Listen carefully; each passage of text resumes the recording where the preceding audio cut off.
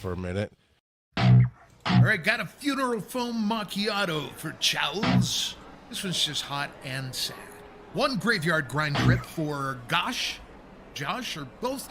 Somebody come get this.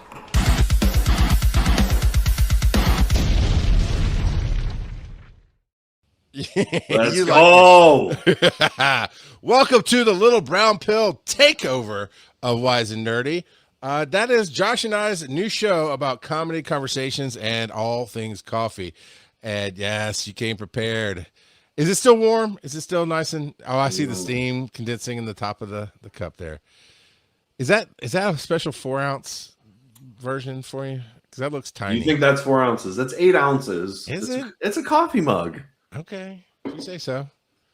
I mean, okay, this is I not... drink out of soup bowls, so I don't know what to tell you. Listen, this is not a deck that I'm building, so it's 8 ounces. So we're going to give everybody a taste of what Little Brown Pill is about tonight. And the first episode goes live next month. And it is going to be a monthly show. We're going to start doing bi-monthly here very soon. And in case you're wondering, I have a little write-up for everybody. This I am reading. Absolutely. I knew it. Today. The Little Brown Pill is what happens when two hilarious, coffee-obsessed entertainers sit down, hit record, and let the conversation go completely off the rails in the best way possible. Hosted by me, Charles McFall, and Josh Cooper. This show blends comedy, real talk, nostalgia, and just enough coffee nerdery to make you sound smarter at your next caffeine-fueled conversation. And there's more, but we're just going to show you instead of tell you. Well, I guess technically it's a podcast. We're going to tell you and show you, but to give them a taste of the coffee, Josh, what has got you like a teenage little girl at a sleepover giggling and staying up all night tonight? I have a brand new super automatic espresso machine being delivered to my doorstep tomorrow. Is that an exaggeration or the name brand? The super automatic espresso is just like a style? Yes, it's a style. Yeah, it does everything. It does the milk frothing. It does espresso. It does coffee. It does over ice. It does long pulls, short pulls, and that is as good as it sounds. And it is the machine I bought is Gaggia, which is made in Italy, so they know coffee over there. Oh, wow. And I'm looking at that one right now. Gaggia Cordona Prestige. I'm so excited, and it'll be here tomorrow. I have the tracking number that I'm obsessively refreshing to see like where it's at. It's in Nashville right now, so it's on its way. I'm actually staying up late tonight. Everyone who's listening, staying up late to do a bunch of work because I know once it gets here tomorrow, I will be no good to do any work. Okay, so I'm going to show everybody what this looks like. So that's what we do. We do a podcast only. What's a video podcast? I forgot. Never mind. It's not live, but we're always showing stuff on our screens here. And it's this one right there. I share that. So that's get off my screen. That's basically it. That's basically it. But mine is a better version of that. Just telling you right now. That's a lower version. Get bougie while we're at it. Oh, it's so why this one? A whole lot of what? That's where I ordered it from. Oh, you got it from Yeah. So if you go to espresso machines and go to Gaggia's shop now or super automatic. Scroll down. Gaggia sale, academia. Keep going. Where is it at? Maybe I bought the last one. Prestige. Nah, that's not it either. It's Cordona Prestige. Okay, let's see. You know what? I just put that in. Yeah. Cordona Prestige. You know how to spell. That's cool. The bar to impress you is disappointing. Yeah, like what is that like? Okay, put in Gaggia in front of it. Gaggia. Maybe you bought the last one. They don't show anymore. That's weird. Right, it's not showing. Okay. Prestige. Nope, it's not there. Interesting. So you got better than anything they have on the internet right now. I mean, no, there's better ones than what I got. Dude, you could spend so much money on these things. I know. I know. Gratefully, for my birthday, September 21st, if anybody's wondering, my friend Tyra gave me her, because she got a better one. I'm not sure which brand she got. She got a better espresso machine. So she gave me hers, and I very much like it.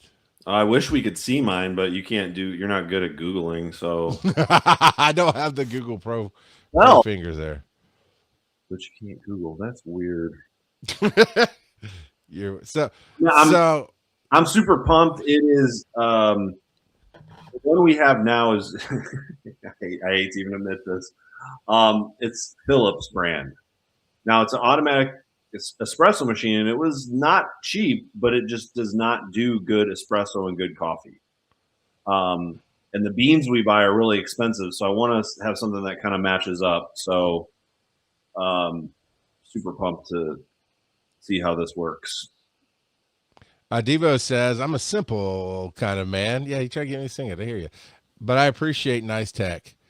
Yeah. You know, we're talking about coffee, right? What was this person's name? Because I don't know. Divacate. You know, we're talking about coffee, so you can't be too simple. Okay, so that's our thing. So how our story came about is basically I had him on, I don't know, one of the shows I was doing, and he goes, "Oh, you like coffee?" And he thought that I was going to be a Devo, if you will. Decaf Devo is what we need to call him from now on. And just phone it in. And when I started asking questions, he started taking me down this rabbit hole, and then we decided to make a show about it. So now I've gone from, I agree with you. I just heard the most recent Relatively Terrible, and you're talking about the Keurig. And yeah, once I found out about the plastic and what it did, I got away from that. I still like the machine, but I use my own little metal screen filter. Mm-hmm. Yeah. And then I buy my own beans and grind them. And basically I use it as a redheaded stepchild of what you're buying, I believe is the category that would fall in. Well, I mean, if you're grinding your own coffee now and using your own pod, I mean, I think the other thing that a lot of people don't think about when it comes to those machines is actually cleaning them. And using like the cleaning pods and things like that. You're supposed to do it like every 500 cups. Even with this machine that I'm getting, that's the most research I've done is about the maintenance. I mean, you got to lubricate all the mechanisms. Mm-hmm. You have to rinse it weekly. You've got to clean it. You've got to descale it. And if you don't, it's going to break and your coffee is going to taste really strange because there's going to be all this just mast. I actually had on one of my crews, I thought the Keurig died, and it's still early days of the internet, but there was enough there that I could go to my Facebook friends and say, "Hey, can anybody tell me maybe how to fix this?" And someone said, "Yeah, run a bunch of vinegar." So I replaced, I have the one that has a little water, blah, blah, blah on it. And I put apple cider vinegar or something in it and just ran that dry and then let it dry out and then ran water through it and that fixed it. It was gunked up is what it was. Yeah. All that scale, that white scale gets in there from the coffee and all the oils from the coffee, and it ruins the machines. So now, since the start of this show, I have a nice I know how to do a French press better. I had one before, but I know how to do it better. I am now going and getting my own beans when I can that have the fresh roast date on them. So beautiful. And I have an espresso machine because of Tyra. And I have a pour over now. Yes. I've been experimenting with the pour over, and I hate so much about actually how right you were about the quality of the coffees to the point that people can hate on Starbucks all they want and never faze me. But I've actually found, like today, I swung into Taco Bell. Taco Bell, please sponsor me. I love you very much. I got the $9.79 Lux box, rounded up for college, made it $10 even, and got that new crispy chicken crunch wrap supreme. It was pretty good. Out here changing the world. But right next door is Starbucks. I'm like, oh man, that used to be like, this would be my miracle spot. I could get a coffee and a Taco Bell. And is there a bathroom nearby too? Golly, let me go Taco Bell Starbucks. I have buns of steel, man. There's no attack on my Titan, if you know what I'm saying. I can handle my coffee and burritos. But I don't really go to Starbucks because Josh taught me a different way, and it's just not as fun anymore. Well, listen, if you are going to Starbucks, because every once in a while I will, I gotta get a caramel macchiato or something like that. Yeah, you do the desserts one, which that caramel macchiato is good, but that caramel ribbon crunch. Yeah, those are delicious because I mean, everyone knows maybe not everyone, but Starbucks coffee is burnt. Like that's the smell. It smells good, but when you make coffee with burnt coffee, it's just not palatable. That's why you need all the sugar and all the cream and stuff like that. That's why their dessert drinks are so good to me because it works. It balances it out. I get that, but I don't always want that, right? I just want and I will take a cup of coffee if I have to. So I am also a big fan of 7-Eleven. Again, sponsored me. Love the Slurpees. I think they run through my veins. No, it's in the juice. Yes. One of my wife's favorite lines. She loves that movie so much. But I was coming back from a long trip. We took a patient from Atlanta to North Carolina the other day. And I was coming back, and I was kind of getting drowsy. So I caught the last 7-Eleven that I could right before I crossed over in Georgia. And I got a large coffee and got one of those. I sent you a picture of it before. There's these prepackaged little like creamer cups right at gas stations. Except this brand is called Stock, S-T-O-K, and it's espresso shot.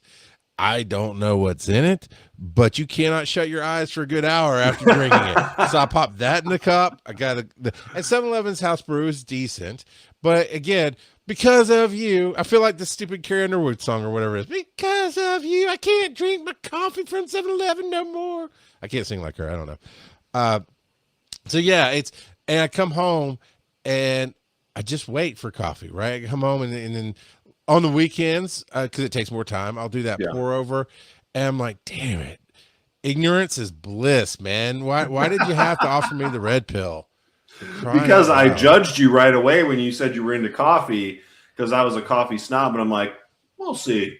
And then like you just ask people a couple of opening questions, and you're like, we need to talk. We need to talk because I think you could be a coffee snob if we could just have some time together. That's the other thing I want to nerd about too, real quick, is since I got this new machine coming, I went on this website called Trade. Okay. And it's a coffee subscription website, but you can also buy single bags and things like that. And you can search by roast and by acidity, by flavor profiles and things like that. And I bought a bag, and that's going to come like Wednesday of next week. So I'm excited about that because that's another thing with these beans that you get at the store at Starbucks. If you put them in the grinder of an espresso machine, they will ruin it because of how oily they are. So yeah. Because I forgot you were talking about. I haven't made that step yet, but you were talking about getting. There's apparently a machine that looks like the gas station machines where the beans are just stored on top of it. Yeah, and you just tell it the size of a cup or whatever, and it grinds it fresh for you right there, which is really cool. I haven't made that jump yet. I have. Man, it's before kids, so it's at least 22 years old. But I got it from Big Lots. And the lid was busted, but it's a handheld little electronic grinder that I've grinded so many things in that. I mean, from off the shelf Starbucks to God, like sugar cubes and stuff. Just anytime we need a grinder, we just throw crap in there. And so it is so, and I cleaned it up, but it's mostly coffee ish. But you know, it's like the hot water kills everything. It'll be fine. Sure. But it was like $13, and in 20 years I haven't been able to kill it, so it's been fun. Is that what you still use to grind your coffee? Oh yeah. Oh my God, we gotta fix that for you. Because I'm telling you, that's gonna when you do that and you make your first pour over with your new conical burr grinder, you're gonna be like, oh my gosh, it's even better. What the heck? Because regular grinders, they cook your coffee more. So because of friction? Yeah, because they're metal. So it cooks your coffee even more. So you're not getting the flavor that you should be getting, especially if you're buying like really good beans. I'm looking one up, trying to find a good picture right now. Maybe I'll here's some. Your birthday's not, so you know your birthday is the exact same day as my sister. that tracks between the stories you and I have told of the weirdness of how our lives overlap. Yeah. That tracks 100%. Is she older and smarter and funnier? She's Because I know I am. I'm just asking. no, for a no, friend. and no. She's younger. She's younger.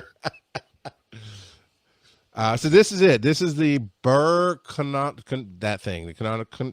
It's a cone grinder. Mhm. Canonical. I would go with that one at the end there, the $109. There you go. Let's Or see. I'm looking at it. yeah, I mean, It popped out. even the $74 one would be.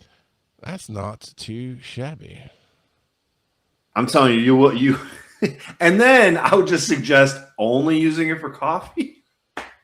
Well, I mean, I do realize that long after the fact. It's like, well, it's shot now, you know. You said sugar. I was like, what? What the heck? For me, coffee, Devo says, for me, coffee is never to have sugar or creamer in it. Okay, now that's an interesting take on that. So he says never, right? At one point, I was doing creamers, and I realized the powders, I think, probably worse than the liquid creamer. Yes, that is correct. And so I did. You don't know. You're Well, guessing. Well, of course, But it's it's dry worse. chemicals, so it has to be worse. It's a powdered creamer.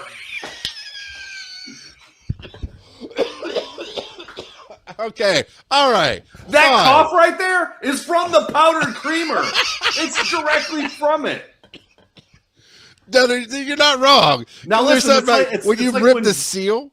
Yeah, And it's like when Doritos put out they put out those 2 dips and they weren't refrigerated. And I'm like, how are your dips not refrigerated? Like what? because they're not they're a cheese product. They're not dairy based. yeah.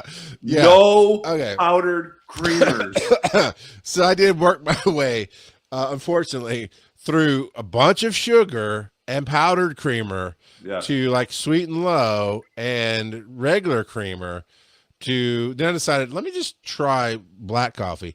And I like black coffee okay, but I found that I actually like my sweet and low in the coffee. So I have a little sweet and low and the coffee, and that's how I like it. So I don't add anything else. Oh, that broke me a little bit. Diva says powdered anything is not cream. It's not cream anything. Dude, that's a shirt. Powdered anything is not cream anything. That is a shirt indeed. Oh my god! And you get like a mock-up of the most popular Nestle creamer or whatever. I can picture the stupid Yeah, it's the oh, box yeah. the bottle I used to get. I totally used it. Yeah. I totally that was when I first started drinking coffee. I was already 27, I think. That's what the first coffee was at 27, but it was mostly that powdered creamer and sugar together with a little bit of coffee. That was it. Yeah. One of these days we'll do like rankings of types of coffee from worst to best, and obviously best is going to be freshly ground from blah blah blah blah blah. But yeah, I mean, See, what we need to do is when we do the show in person, okay, we need to go to a coffee shop that is a real coffee shop, and they have multiple. Not a Ziggy's. Yeah, and they have. I saw one the other day called the Human Bean, and I was like, No, that sounds like not coffee at all. I was like, what? It was across the street from a church. I was like, wow, okay. But anyways, we go to a coffee shop that has a ton of different like roast levels and flavor profiles. I want to find you the coffee that you can drink with nothing in it. And we'll get a couple espresso shots or a couple pools of coffee and be like, hey, we're just going to try all these and we're going to find the one that he likes. There's some that if you do it right with a pour over, it really tastes more like a hot, this is going to sound weird, but like a really good iced tea that's hot. Like if you find a really great coffee, it's just so smooth and good. And you can actually taste the flavor notes, but you got to find the right person to do it. Everything has to be coffee's so, finicky. Like you've got to treat it perfectly to get what you're wanting to get out of it. Yeah. Kel says that creamer and hot chocolate I approve. Oh, sorry, Diva said I approve. It just hazelnut creamer and some hot chocolate is bomb. Is what Okay. Kelsey says. Yeah. That's Yeah. true. I don't. I'll allow okay. it. So, here's one you know. Wait, hold on. You haven't seen this yet, Josh. I will allow it.